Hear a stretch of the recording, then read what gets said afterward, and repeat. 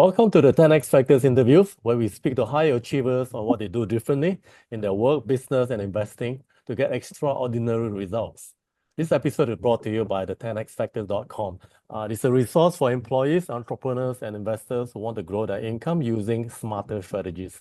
If you're an employee, you'll learn how to get noticed, get promoted, and get paid more by building real value, not just working longer hours. And if you're an entrepreneur, you'll find ways to scale your business using systems, AI, and special strategies. So you can leverage on technology and teams, reduce your workload, and grow without burning out. And if you're an investor, we share practical ways to earn higher returns using tech, timing, and better decision making. So everything we publish is based on proven strategies and real results, not theory. So if you want to earn more, work better, and make smarter moves, visit the 10xfactors.com and start today. Which brings us to today's guest, Brenda Yong. Brenda is a financial advisor licensed by Bank Negara and the Securities Commission via UOB Kay Hian Wealth Advisors. She's also a wealth coach, author, and a TEDx speaker. Brenda, welcome to the show. Tell me this, what's the piece of advice that helped you make more money, but that most people ignore? I think one of the interesting thing as an entrepreneur, the vision and the end game is very important. Is what is the big picture plan that you have in mind that will set the tone of the business development. So the vision and the mindset of well-being and business building is one of the most important component in the journey. That's number one. Again, the second thing is also system. So you can have system for phase one, system for phase two, and system for phase three, because system allow us to accelerate in a higher speed. Yeah, these are the two things that I would say very, very important for any entrepreneur. Yeah. When you're talking about phase one, which phase is that? Is that the startup phase or?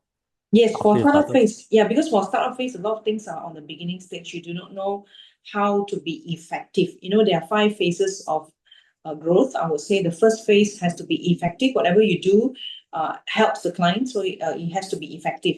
And once you are effective, you move into the next phase, which is efficient. Half the time, and you can do it in a more excellent, efficient manner, faster. Yeah, and then the next stage you go into excellent. Yeah, in another level that it will speed up even higher, shorter by 30% or 50%. So that is a phase called excellent.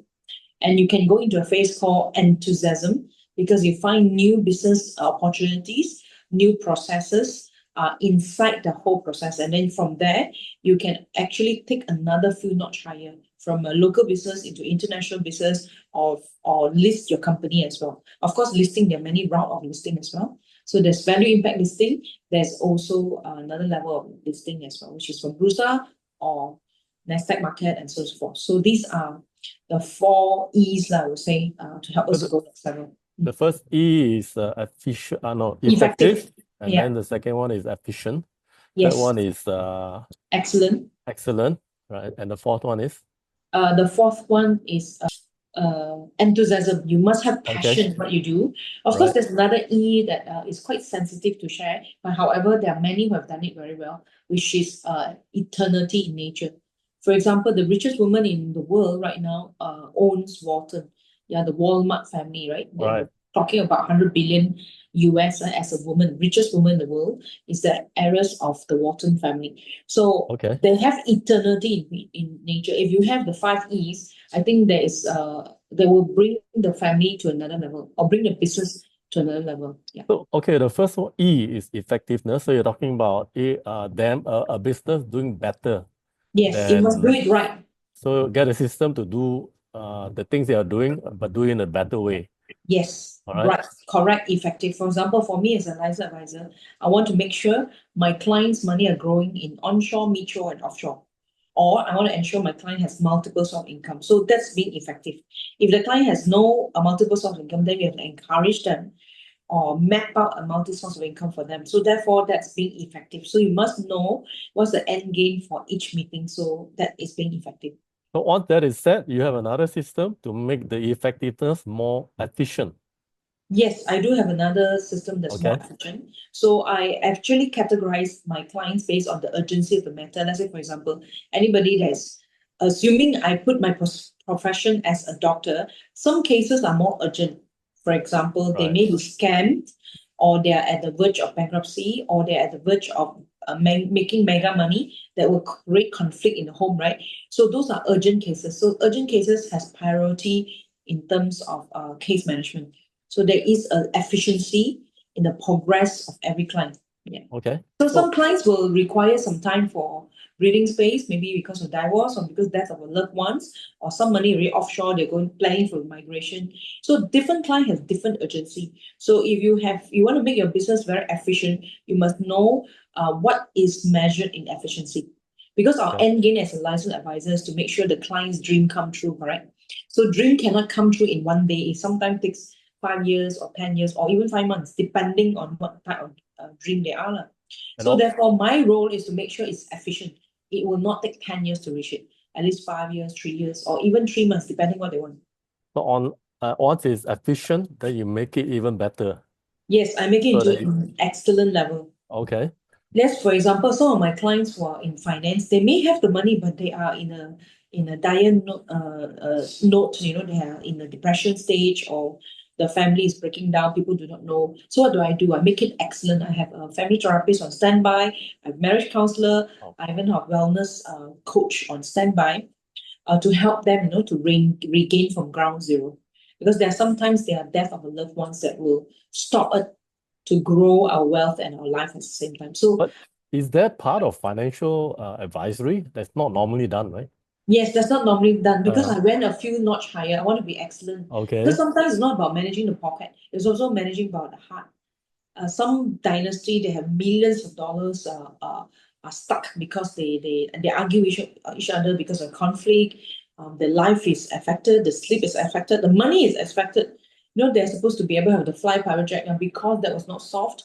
They can't even afford Asia, example. Yeah, so my role is to make sure in totality. That's where I enter into excellence. But that would require you to know a lot of other people who could help them as well, right? So that you can Yes, bring in a team, not just you yourself giving advice, but because they are not specialists in, say, relationship between family members and all that, you will bring in an expert to help them with that part of it.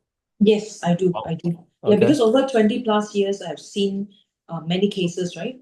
I've also clients who have lost their life, lost their loved ones. So I want to make sure every client of mine are well taken care, whether it's emotionally, financially, mentally. I would like to have a total person mindset, yeah, a well person care. That's why I move into excellence. So I'm a bit unique compared to others. Yeah. Okay, so once that is done, then enthusiasm means basically passion, right? For whatever they are Yes. doing. So Yes. basically, and not just passion, I guess, is to also create an impact in some way. Can you Yes. maybe elaborate a bit on that? One of the reason is because some of my clients are they're very capable. They're able to manage the wealth for their generation, but they're not able to cascade down the knowledge to their children or to the business owner. So my enthusiasm has warned many businesses consultancy as well because the passion has gone beyond financial planning alone. I've gone into the household and gone to how to raise your child to be equipped to handle the wealth based on each family. So the enthusiasm is actually creating other sources of income. For example, I'm an accidental educator. So I find that the clients will come and ask me, hey, do I have enough to retire? What happens if my children don't know this? What do I teach them? So out of that, the last 12 years, I developed a program called Wealth of Life. And the Wealth of Life teaches the students on life and finance concurrently, like a roadmap, how to move from KLCC to Clearage, a roadmap. So this roadmap helps the children, the roadmap helps the youth, help the woman, help the man, the business owner, as well as even the NGO. So I have 10 different delivery system with the same content. So For basically, example, yeah, for them, it's more towards getting their families aligned with their vision if they can sort of get their family members on board, right? So you are helping them to do that, for them to maybe bring it beyond the current generation, I guess, yes, to like you say, eternity, that's which is the next step, right? But yes, but the enthusiasm is also on your part as the yes, financial advisor as well as for your clients because you are yes, going beyond what a normal financial advisor would do, I yes, guess, right? Which I don't think many are doing that. You're probably the first one I've heard of where you go beyond and go into the family if they want it and then at least you have a team to help them out. And that will be a very, very high level sort of value that you're giving. Because it's just not a client alone, no? Because he's supporting family members are equally as important, if not more important, Yes. for him to fulfill whatever he dreams, maybe, right? Yes. That's Because what they're doing. some wealth has gone through 9 generations. Because ASEAN wealth is a bit new, especially Malaysian history is only since independence, 67, 80, 70 years kind of history. So many of the families are not able to hand it over to generation 2, 3, or even 4. Maybe generation 1 and 2 is okay, but anything further is difficult. So my enthusiasm, my fourth E, has actually gone another level that I talk to universities or even family officers to look at custom-made education for them, to custom-made, for example, how did the Japanese run the family restaurant or even the resort for 1,000 years? What do they have? How did Rockefeller Foundation run it for 9 generations? How did Duke of Westminster run a $36 billion pound asset at 36 years old? So we want to uncover, I want to prepare the next generation to understand wealth management in a totality perspective, in a Okay. multiple generation. All right. So basically your fifth E, which is the eternity part of it. So the eternity part of it is, for example, the Prince of Liechtenstein, Leicester, if we pronounce it there. For Malaysia, we call it Liechtenstein. For the European, we call it Leicester.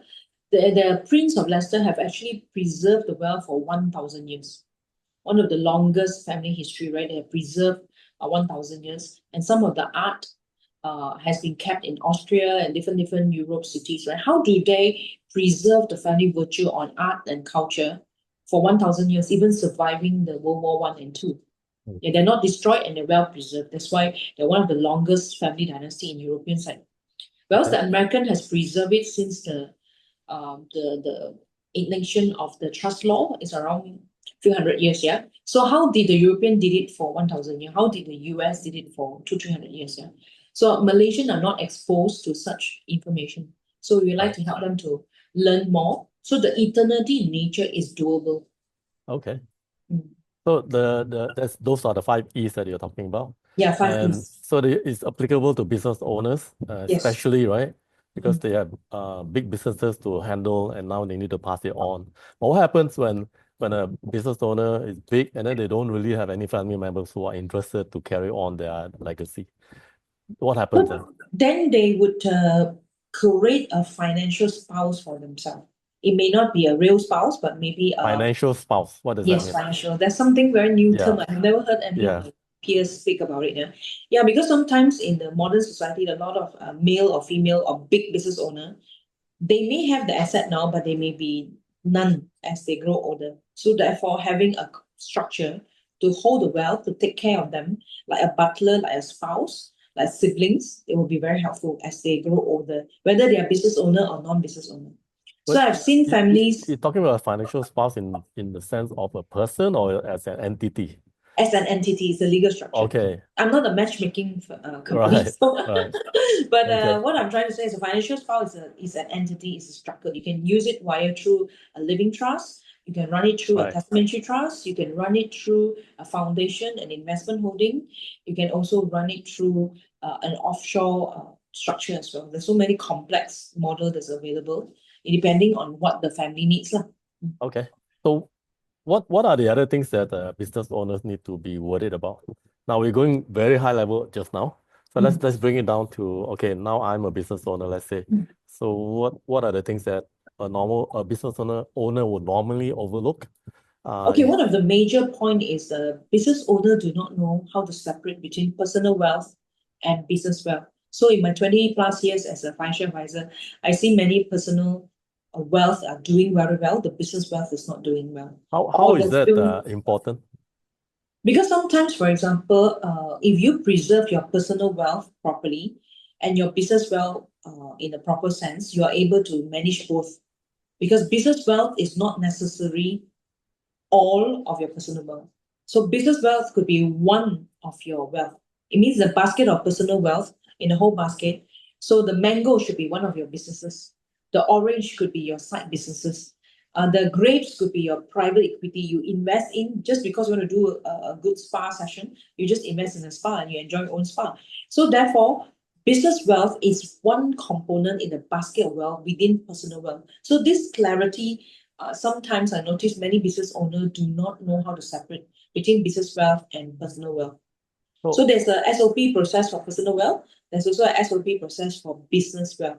Now, 98% of business wealth, sometimes you do not manage it well. You have millions today, you can be zero tomorrow.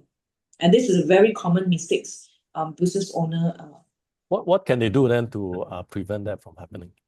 So from the boardroom level, you need to have a ready buyer, a ready seller at a fair price, and then you bypass the court of law. So the asset or the value, business value of the business can flow over to your personal wealth.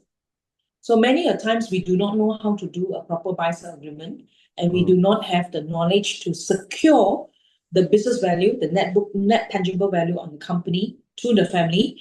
We may have millions today, and we may have zero when we die. You're talking about buying and selling between who and who? The shareholders of the company. Among the shareholders, okay. So basically, you're selling your share off to one of the shareholders. To the ready buyer. So therefore, you don't need to seek for the buyers upon that. You already have a ready buyer. But you determine the value before that happens. Yes, the business value can be determined every 3 years or every 2 years. Right. Or you can set a schedule to determine what's the net book value. There's many ways to determine the business value. So it can be done it in a periodical manner. What else is important for a business owner? So that is the context of a business owner, right? In the context bearing in mind, you're speaking from your point of view, which is from the financial advisor point of view. Yes. In terms of your wealth that you create for yourself and for your business, right? Yes. So the next question is also similarly from your point of view as to what's important for a business owner to know about. Okay, so one of the areas we need to be mindful is the blind spot which I mentioned, business wealth and personal wealth, right? So personal wealth also have a track line that is like a SOP that you need to work on. One of them is a wealth protection, making sure before you build your wealth, you protect your wealth. Then after that, you need to grow your wealth. It's called wealth accumulation. You're accumulating it in onshore, midshore, and also offshore. And then after that, you need to look into wealth distribution. Next phase, you look into wealth preservation. Now, as you master the few phases, you will enter the phase called wealth creation. You're creating businesses from zero to billions. So the wealth creation. So each of these phases, there are mandatory lessons we need to learn and get ourselves ready. Otherwise, we enter the phase, we can stay too long in one phase and not moving to the next level. And to be honest, a lot of business owners have no idea of these phases at all, not even one of it, right? Yes. They just run the business, they make the money, and that's all there is to it for them. There's no planning as to what to do with it or whatever phase. They have no idea as to what it is, right? Yeah, because these things are not taught in wealth. These things are not taught in MBA businesses. Yeah. So this is more in the context of financial advisor, because we look at wealth in the longer phase, right? Mid-term, short-term, and long-term. So even under financial advisory, not everyone has a financial advisor, correct? So even if they do have a financial advisor, they may not go as deep as that or as comprehensive as that. So that's a good thing to learn. Every time I talk to you, I learn a lot of new stuff. And by the way, Brenda is my financial advisor. So she also advises me on a lot of stuff related to my personal life as well as the business part of it. Okay, we're gonna end here. Thank you so much to our guest, Brenda Yong, for sharing your wisdom about how we business owners can protect our wealth and also grow it. I've certainly never heard of a lot of those stuff before. So it's very enlightening to me, and I'm sure to all our viewers out there. For those of you who are interested, you can learn more about Brenda by going to brendayong.my. That's BRENDAYONG.my. By the way, if you'd like to be a guest on this show, we're looking for high achievers with your own insights to share that can increase the earnings of employees, entrepreneurs, and investors. You can get in touch with me at senzi@the10xfactors.com.